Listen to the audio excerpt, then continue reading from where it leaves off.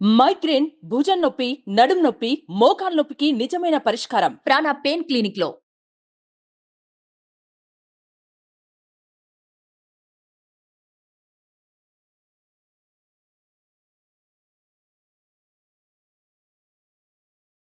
రాశి ఫలాల గురించి ఒక్కసారి నాకు వివరిస్తారా మీరు?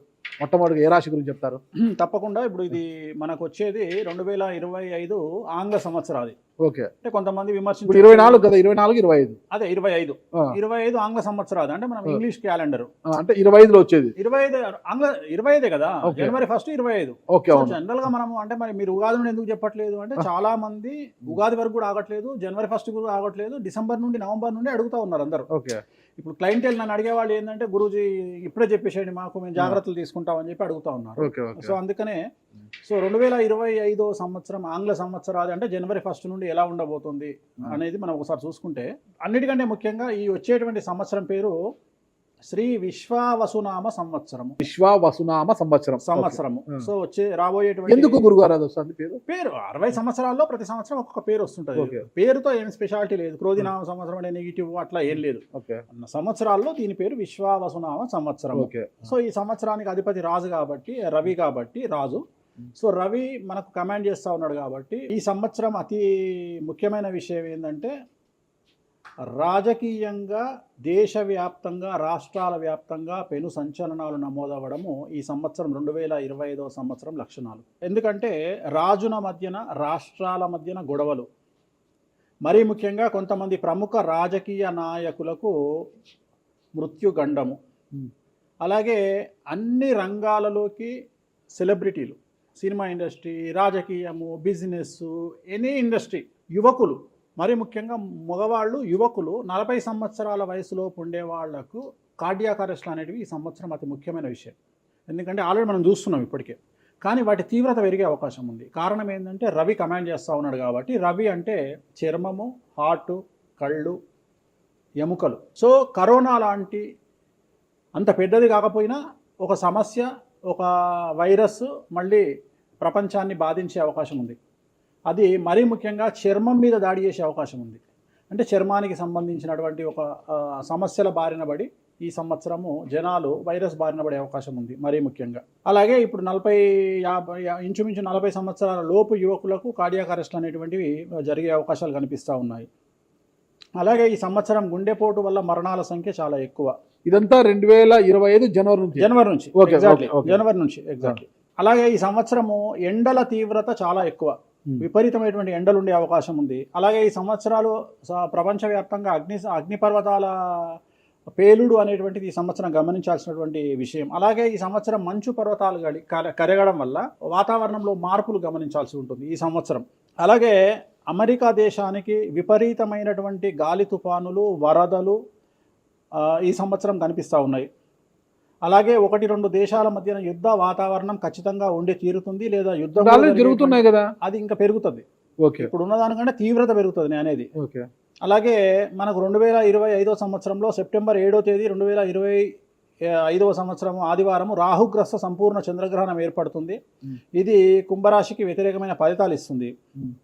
అలాగే వచ్చే సంవత్సరం అంటే 2025 సంవత్సరంలో మే 9వ తేదీ నుండి సరస్వతి నదికి పుష్కరాలు అనేటువంటివి ఏర్పడతా ఉన్నాయి. ఈ సంవత్సరము రాజకీయ నాయకులకు సంబంధించి మరీ ముఖ్యంగా ఇందాక మనం మాట్లాడుకున్నట్టుగా పవన్ కళ్యాణ్ గారికి ఏలినాటి వెళ్ళిపోతుంది. అలాగే లోకేష్ గారి జాతకరీత్యా, పవన్ కళ్యాణ్ గారి జాతకరీత్యా విపరీత రాజయోగం అనేటువంటిది కనిపిస్తూ ఉంది. జగన్మోహన్ రెడ్డి గారికి లేదా రాజయోగం వల్ల? ఇప్పుడు లేదు, ఈ సంవత్సరం లేదు. అంటే 2025 సంవత్సరంలో లేదు. 29 కన్నా ఉందా? అది మన తర్వాత మాట్లాడుకో. ఓకే. 25లో మాత్రము నేను అనేది ఏంటంటే ఇప్పుడున్న స్థాయి కంటే వీళ్ళిద్దరికి ఇంకా పై స్థాయికి వెళ్ళే అవకాశం ఉంది, లోకేష్ బాబు కానీ పవన్ కళ్యాణ్ గారు కానీ. అదే నాకు అర్థం కావడం, వాళ్ళిద్దరు మంత్రులే, నాకు అర్థం కాదు. ఇప్పుడు ఉన్నటువంటి పదవుల కంటే కూడా గొప్ప పదవులను వీరు పొందేటువంటి అవకాశాలు కనిపిస్తున్నాయి. రాజ్యసభ తీసుకుని కేంద్రానికి వెళ్తారా? కేంద్ర మంత్రులు పెద్దదే కదా, కేంద్ర మంత్రి అనేది పెద్దది కదా. సో అది ప్రభాస్ గారి జాతకంలో చాలా అనుకూలమైనటువంటి ఫలితాలు, శుభవార్తలు వినేటువంటి అవకాశాలు కనిపిస్తా ఉన్నాయి. వివాహం అవుతుందా చెప్పలేము, ఎందుకంటే తులారాశి కాబట్టి వివాహం కావచ్చు. సో ఫ్యాన్స్ కి ఇది పండగనే, పెద్ద పండగనే. ఓకే. రైట్ సో ఇది ఓవరాల్ గా ఇంకా బేసిక్ డీటెయిల్స్ అంటే ఓవరాల్ 2025లో ఎలా ఉంటుంది అనేది. సో ఇప్పుడు మనం రాసుల గురించి కనుక తీసుకున్నట్లయితే ఎలా ఉంది, రెమెడీస్ ఏంటి? ఎస్. సో ఈ సంవత్సరము మేషరాశి జాతకాన్ని విశ్లేషించినట్లయితే మేషరాశి వారికి ఆదాయం 2, వ్యయం 14, రాజపూజ్యం 5, అవమానం 7. ఈ సంవత్సరము మార్చి 29వ తేదీ నుండి అంటే 2025 మార్చి 29వ తేదీ నుండి ఏలినాటి శని ప్రారంభం అవుతున్నది. ఎవరైతే 24 సంవత్సరాలు నిండి ఉంటారో అబ్బాయి కానీ అమ్మాయి కానీ వాళ్ళ జీవితంలో పెను మార్పులు సంభవిస్తాయి. మరీ ముఖ్యంగా తల్లిదండ్రుల్లో ఒకరికి ప్రాణగండం అనేటువంటిది లేదా ఆరోగ్యపరమైన ఇబ్బందులు, అలాగే పోలీసు లేదా కోర్టు కేసులు, సమాజంలో సంఘంలో చెడ్డ పేరు రావడం, ఉద్యోగంలో బదిలీలు, బంధువుల వలన సమస్యలు, వాహన ప్రమాదాలు ఏర్పడే అవకాశం ఉంది. అలాగే విద్యార్థులకు విదేశీ యానము మరియు చదువులో ఉత్తీర్ణత, అలాగే ఉద్యోగం లేని వారికి ఉద్యోగం రావడము, అవివాహితులకు వివాహయోగ సూచనలు మరియు సంతానం లేని వారికి సంతాన ప్రాప్తి, అలాగే వ్యాపారస్తులకు విపరీతమైనటువంటి లాభాలు కానీ ఇన్కమ్ ట్యాక్సులు లేదా జిఎస్టీల పరంగా సమస్యలు ఏర్పడతాయి. అలాగే రైతులకు ఆశించిన దానికంటే దిగుబడి రాబడి పెరుగుతుంది. ముఖ్యంగా ఈ రాశి మేషరాశి ఆడవారికి సంబంధించి విపరీతమైన అనుకూలతలు కనిపిస్తూ ఉన్నాయి. మీ ఇంట్లో కన్యా రాశి కానీ వృశ్చిక రాశి గారు కానీ ఎవరైనా ఉన్నట్లయితే మాత్రం సమస్యల తీవ్రత అనేటువంటిది చాలా ఎక్కువగా ఉంటుంది. వీరికి సంబంధించి ఇప్పుడు మీరు అడిగినట్లుగా జాతకపరమైన పరిహారం కనుక చూసుకున్నట్లయితే నల్ల రంగు దుస్తులకు దూరంగా ఉండాల్సి ఉంటుంది. బ్లూ కలర్ దుస్తులు వాడడం వల్ల చాలా వరకు సమస్యల నుండి బయటపడతారు. అలాగే తీరు నల్లారు శనీశ్వర ఆలయంలో ప్రత్యేకమైనటువంటి శని పూజ నిర్వహించుకోవడం ద్వారా ఈ రాశి వారు సమస్యల నుండి బయటపడతారు. ఇది మేషరాశికి సంబంధించి. అట్లా ఎక్కువగా ఒక పూజ మాత్రం ఎక్కువగా చెప్పారు, చాలా మంది కూడా చెప్పారు. తిరునల్లారు శనీశ్వర ఆలయం, శని ఎఫెక్ట్. ఓకే, ఎక్కువ మందికి తిరునల్లారు చెప్పిన అక్కడ ఎంత 450 రూపాయలు ఉంటుంది పూజ. అది తిరునల్లారు పాండిచ్చేరిలో ఉంటుంది. అక్కడికి వెళ్ళి పూజ చేసుకుంటే సరిపోతుంది. ఇది పేరును బట్టి ఈ రాశుల ప్రకారం ఇలా ఉంటుందని మీరు రాశారా, లేకపోతే వాళ్ళ డేట్ ఆఫ్ బర్త్ ప్రకారం? నక్షత్రం బట్టి, నక్షత్రాలు. ఓకే, నక్షత్రాలు వాళ్ళకి అర్థమైపోతుంది వాళ్ళ నక్షత్రాన్ని బట్టి. అశ్విని నక్షత్రం మేషరాశి, భరణి నక్షత్రం మేషరాశి, పుష్యమి నక్షత్రం కర్కాటక రాశి. మీ రాశి నా రాశి ఒకటే. నా రాశి ఏదో నాకు తెలియదు గురుగారు. మీది వృశ్చిక రాశి. మీది అదేనా? మరి ఎలా గురుగారు ఈ మధ్యన బాగానే ఉందంటారు? మనకు బాగుంది, ఇంకా మన రచ్చనే, ఇంకా రచ్చనే రచ్చనే. ఇక ఎట్లా రచ్చ? ఇంత వివాదాలు అవుతున్నాయి, ఏం కథ అసలు? ఇంకా లైఫ్ అన్నప్పుడు ఇప్పుడు రేవంత్ రెడ్డి ఉన్నాడు. రేవంత్ రెడ్డి ఎన్ని కష్టాలు అనుభవిస్తే సీఎం అయినాడు అంటే ఇక కష్టం తర్వాత సుఖం రెడీగా ఉంటుంది. ఓకే, ఇప్పుడు కష్టపడ్డారు కాబట్టి మీకు సుఖం ఉంది అంటారు. మీకు కాదు, మళ్ళీ మీకు